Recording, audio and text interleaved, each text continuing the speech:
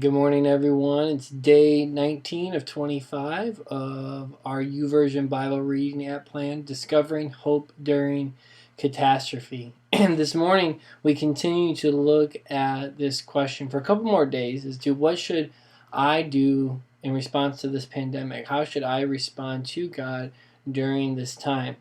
And this kind of piggybacks off of what we talked about yesterday with the idea that during a pandemic, what we need to do is to run to God's presence.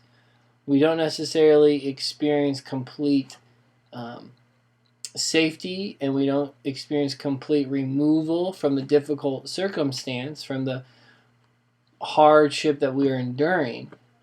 Yet, what we find is that when we run into God's presence, He sustains us. He gets us through whatever it is that we're going through. And it doesn't happen immediately, it takes time.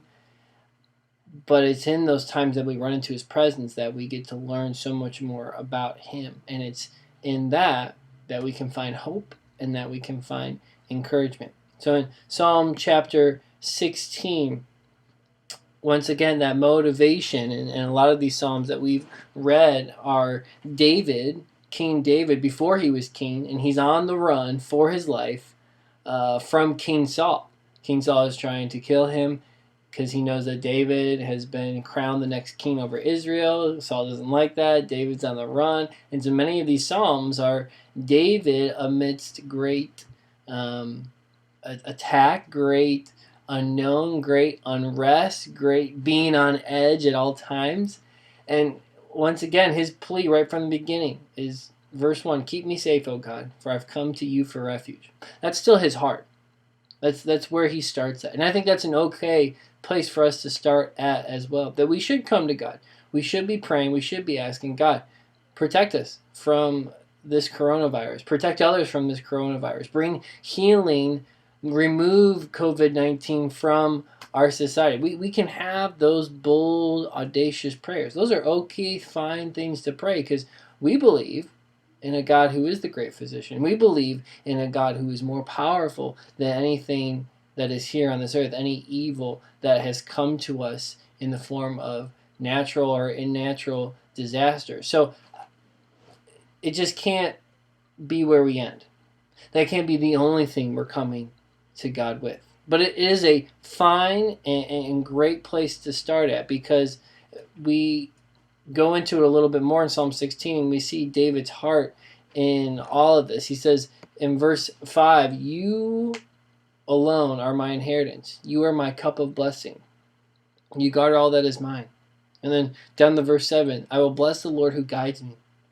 Even at night my heart instructs me. I know the Lord is always with me. I will not be shaken, for he is right beside me. So David recognizes, this is hard. I want to be safe. I want to be secure. I want my enemies to be defeated. I want to be removed from the situation. But right now, God, in the midst of what I'm going through, I know you're with me. I know you guide me. I know you direct me. I know that you are right beside me. And what we can take away from that, and what I don't want us to miss during this pandemic, is that this is an opportunity to grow in our relationship with God, specifically in the idea of growing in our dependency on God.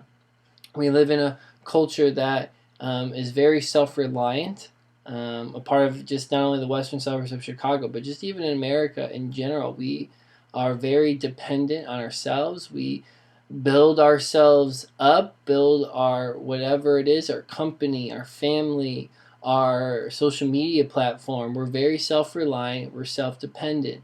And that's not necessarily a bad thing in regards to the work ethic that is there and ingrained in so many of us. But what we push to the side sometimes is our need to be completely dependent on God for everything. God is the giver of every good and perfect gift. As we've read a lot in the book of Job, the Lord gives and the Lord also takes away. It's all in His hands. And so if we ever get too full of ourselves, we give ourselves too many pats on the back, it's a reminder, and this is a reminder, that we got to be dependent on God. He's the only one that can guide and direct our paths. He's the only one that can be there for us during this time. And so hopefully this opportunity, these last few months, and even as things reopen tomorrow to phase 4 of Restore Illinois, my hope and my prayer is that we wouldn't just go back to saying, okay, we got it, things are kind of back to normal, I'll wear the face mask, I'll be 6 feet apart, but at least I can sit in my restaurant. But that we would really continue this desire and this passion to reach out to God and be dependent on Him. That we would look to Him for guidance and direction.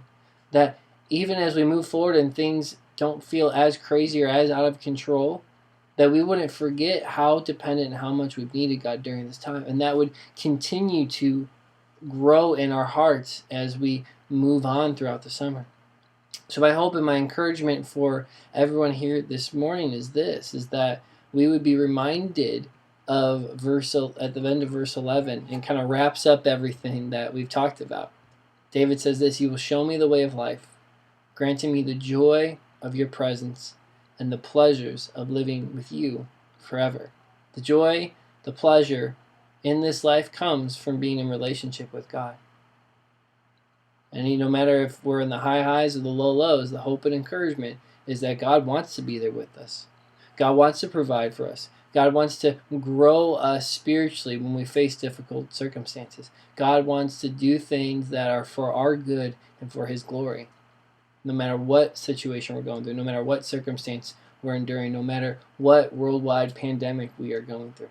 So that's my hope, that's my prayer, that's my encouragement for you today. Would love to hear what you have been learning and reading through this devotion, even specifically today in Psalm chapter 16. Feel free to leave a comment in the section below this video as well. If you haven't already, make sure you click that subscribe button so you can get these video devotions as well as our sermons right away to your phone as a notification and let you know what's happening here at CCCH. Have a great Thursday. Look forward to wrapping up the weekend with you tomorrow.